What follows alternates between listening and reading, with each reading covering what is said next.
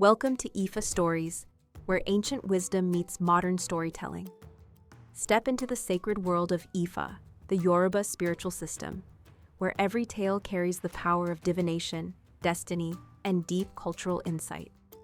Join us as we unravel the mysteries of the Orishas, the divine forces guiding our paths, Orunmila, the Erenmols, and many more.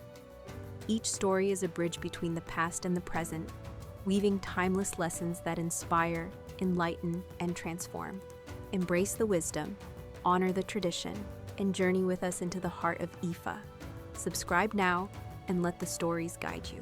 To explore full Yoruba stories, Ifá teachings, and ancestral wisdom, visit our website, www.ifastories.com. Step into the sacred path for more resources and information.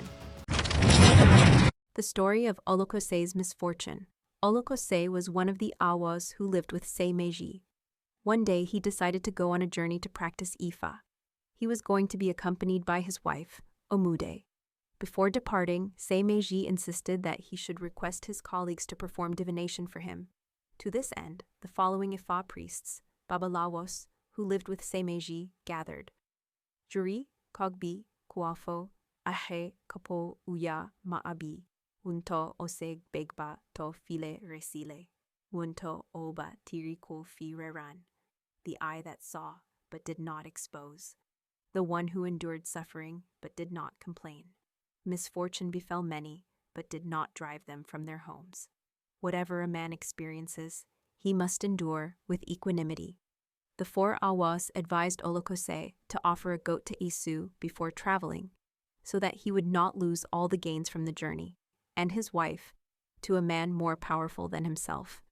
But he refused to perform the sacrifice, as he trusted in his own righteousness and skill. He left on his journey with his wife. Now he was indeed a highly skilled Ifá priest, and wherever he went, he managed to impress his hosts, who gave him many rewards and payments. Eventually, he encountered a man named Agúnfán, who was so powerful that he was considered an omnipresent warrior. When Agúnfán saw Olokòsè, he dragged him into a fight, stripped him of all his belongings and his wife. After this, he expelled Olokòsè from the town. Olokòsè then returned home empty-handed and without his wife. Therefore, when this Odu appears in divination for someone planning a journey, they must be told to make sacrifice to avoid the risk of losing their possessions to a vengeful person, without being able to fight back.